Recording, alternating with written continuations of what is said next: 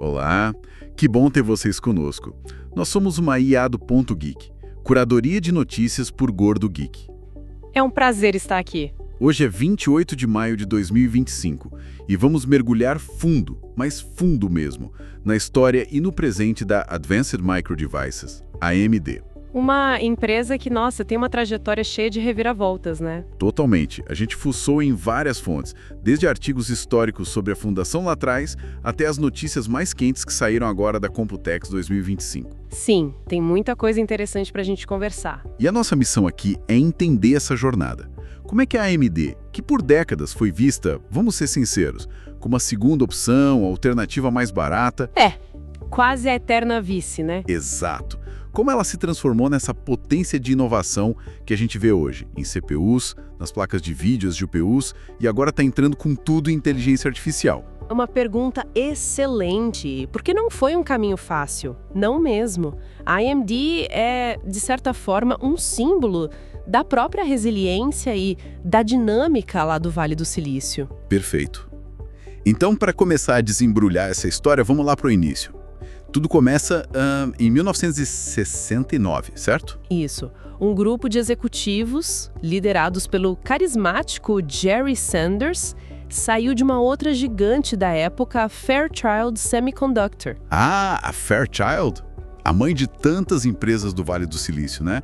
A Intel também saiu de lá. Exatamente. Era um celeiro de talentos e aparentemente de gente insatisfeita também. Tinha aquele espírito, né, de vamos fazer do nosso jeito, meio rebelde, bem característico daquela época no Vale. Totalmente. E o Jerry Sanders tinha essa visão, essa personalidade forte. Ele queria criar uma empresa diferente. Mas a realidade era dura, né?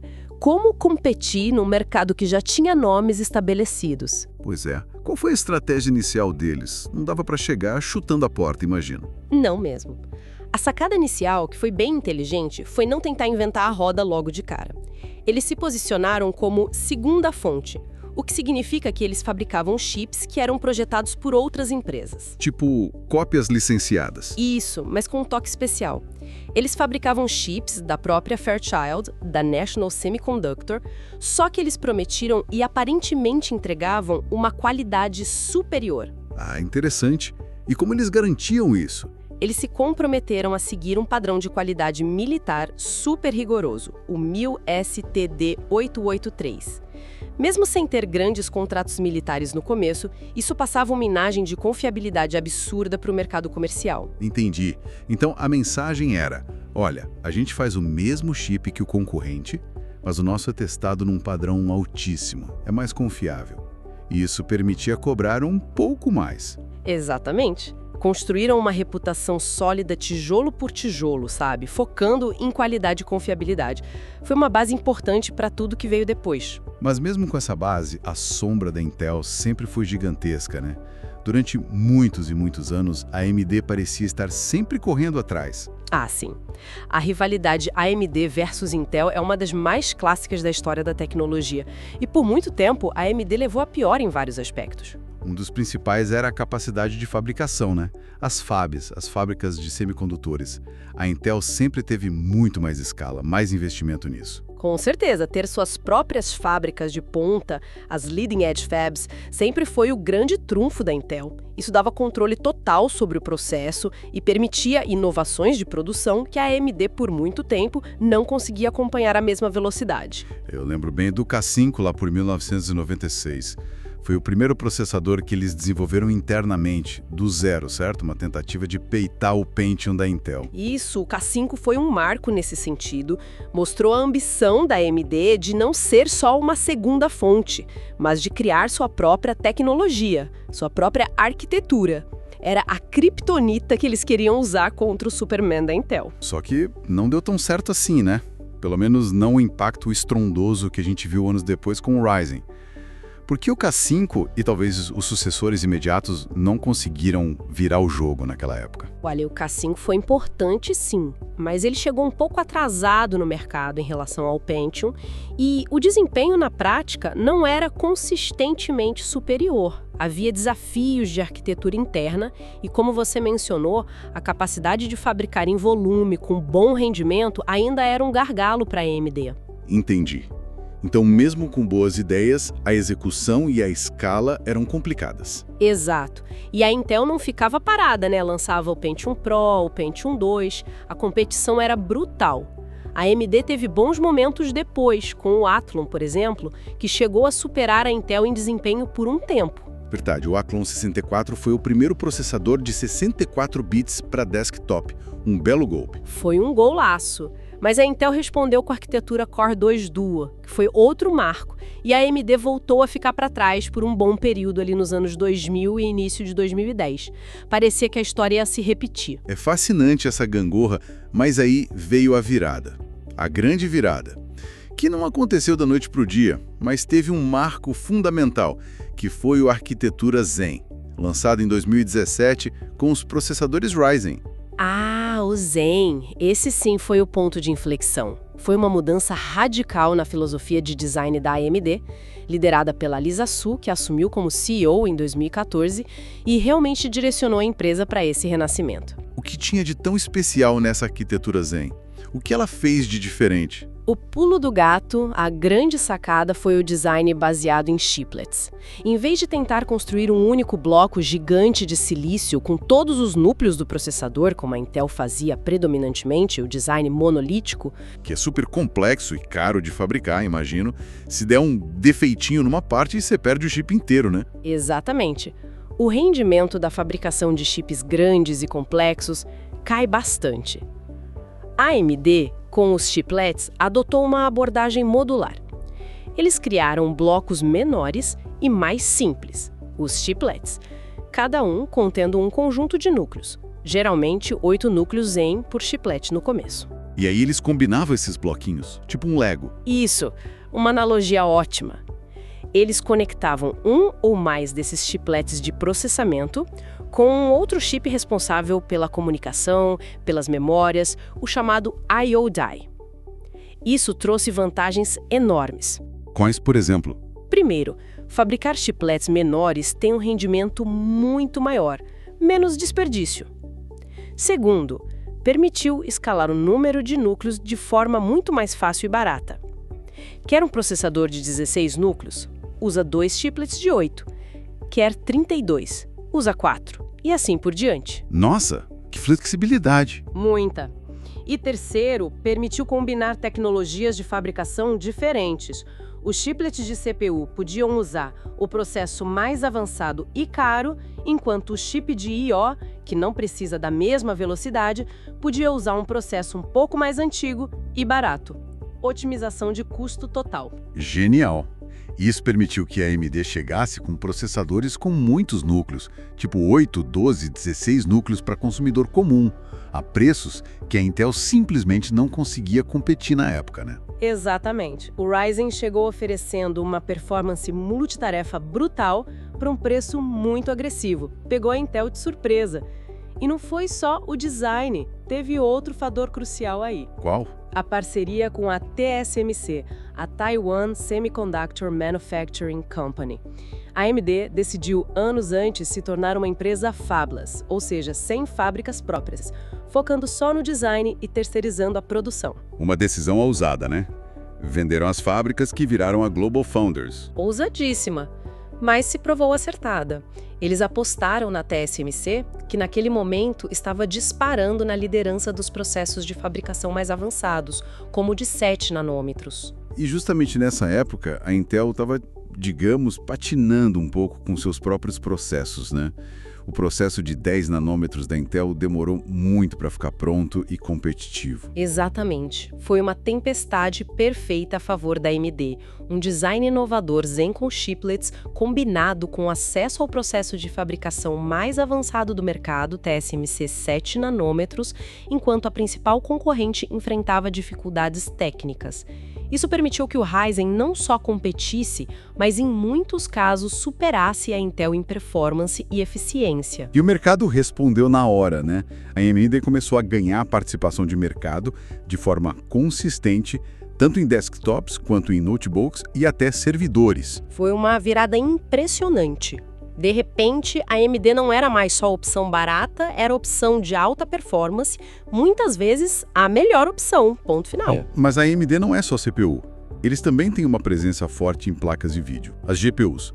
Isso veio principalmente depois da aquisição da ATI Technologies, lá em 2006, né? Sim, a compra da ATI foi outro movimento estratégico gigantesco. Trouxe toda a expertise em gráficos, a linha Radeon, para dentro da AMD.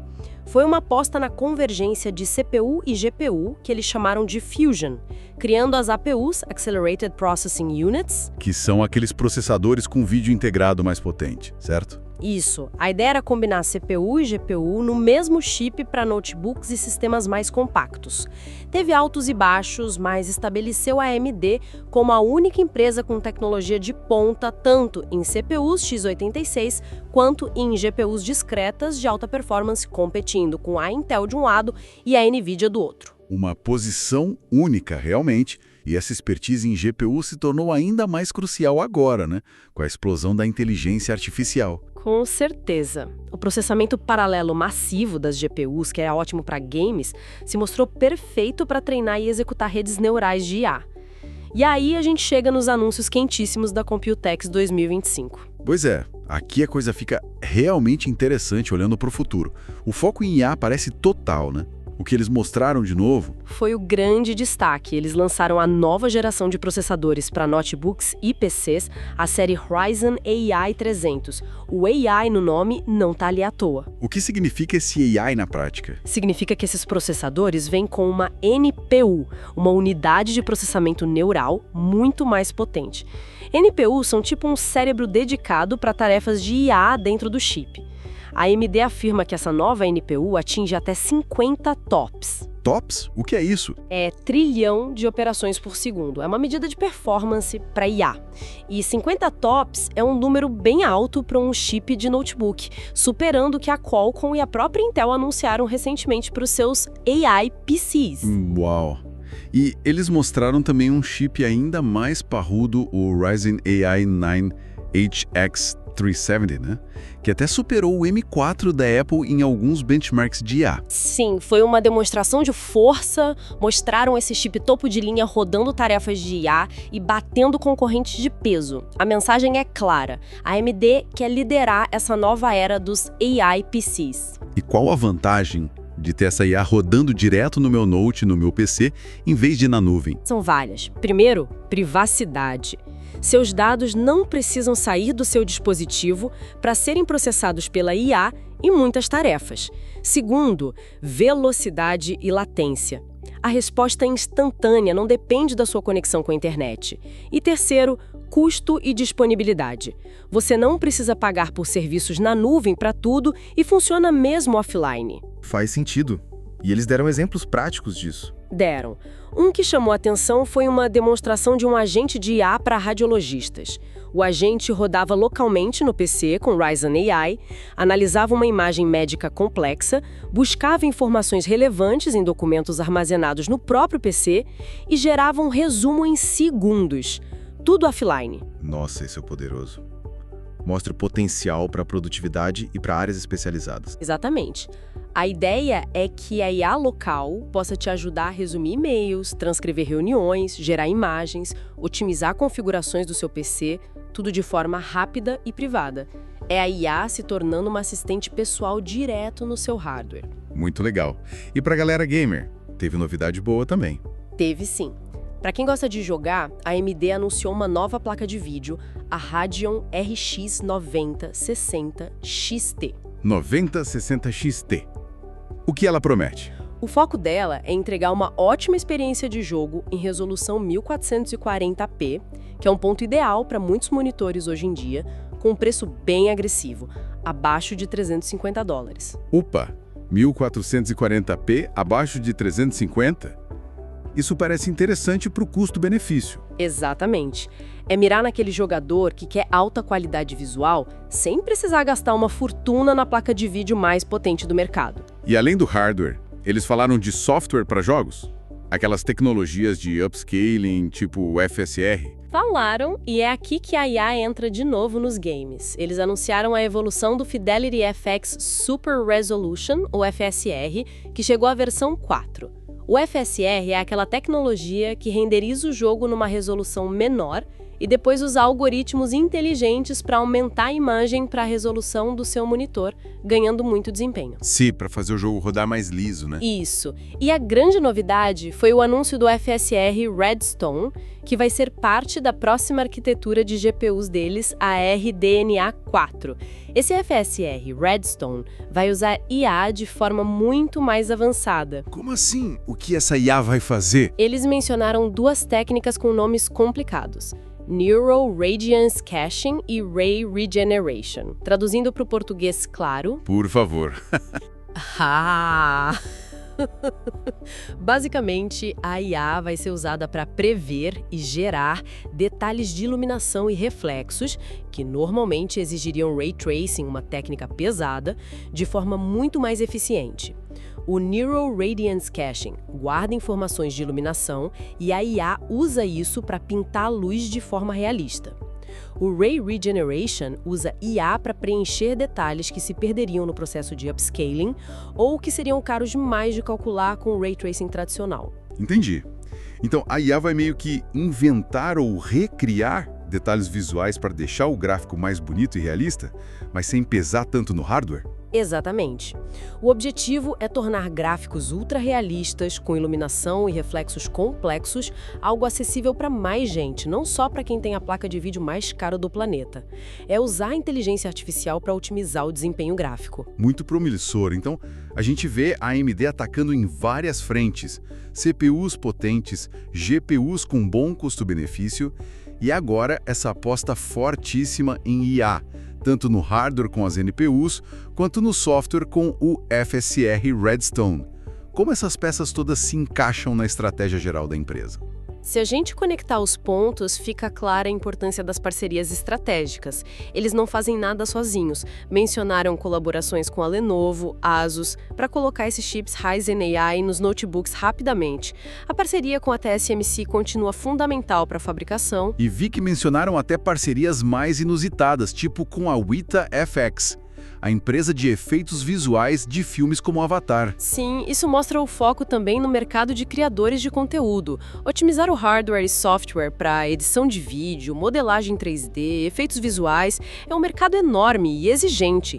Ter o aval de uma empresa como a Weta é um selo de qualidade importante. E no lado da IA mais pesada, para data centers, para competir com a NVIDIA, que domina esse mercado, qual a estratégia? Aí a briga é mais difícil. A NVIDIA tem o CUDA, que é um ecossistema de software extremamente maduro e dominante para desenvolvimento de IA.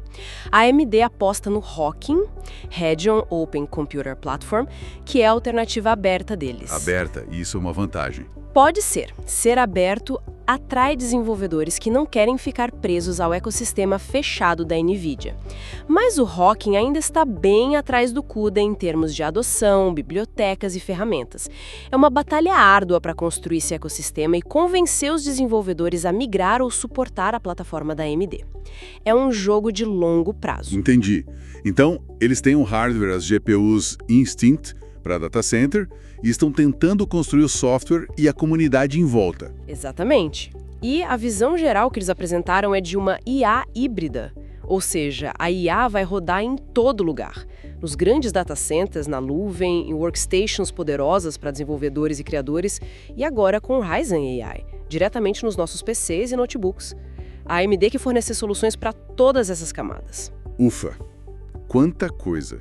Então, resumindo essa jornada toda, o que tudo isso significa? Para onde a AMD vai? Parece que eles realmente consolidaram essa virada espetacular, né? Ah, sem dúvida. A AMD deixou de ser a empresa que corria atrás para se tornar uma empresa que dita tendências em várias áreas cruciais. Eles são líderes em performance de CPU em muitos segmentos, super competitivos em GPU e agora estão se posicionando de forma muito agressiva no nascente mercado de IA no dispositivo. É uma história de sucesso impressionante, de persistência. Totalmente. A trajetória da AMD é um estudo de caso fantástico sobre como visão tecnológica, apostar no Zen, nos chiplets, decisões estratégicas ousadas, virar fabless, parceria forte com a TSMC e, claro, muita resiliência e execução podem virar completamente o jogo num mercado tão competitivo. E olhando para frente, o que essa competição toda significa para a gente, para o usuário final, para o futuro da tecnologia? Olha, essa briga de foice entre AMD, Intel e NVIDIA é ótima para todo mundo. Ela acelera a inovação de uma forma incrível.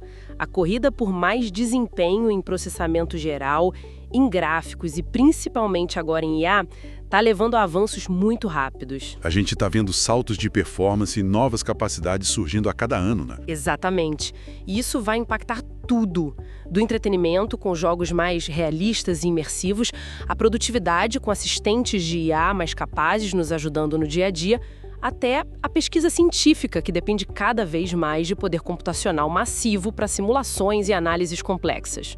Então fica aquela reflexão final, né? Essa competição não está só definindo qual vai ser o próximo chip mais rápido. Ela está moldando ativamente o futuro da computação e da inteligência artificial de um jeito que a gente talvez nem consiga prever totalmente agora. Precisamente. Estamos vivendo um momento de transformação tecnológica profunda. E a AMD, que por tanto tempo foi a desafiante, agora é uma das protagonistas centrais dessa transformação.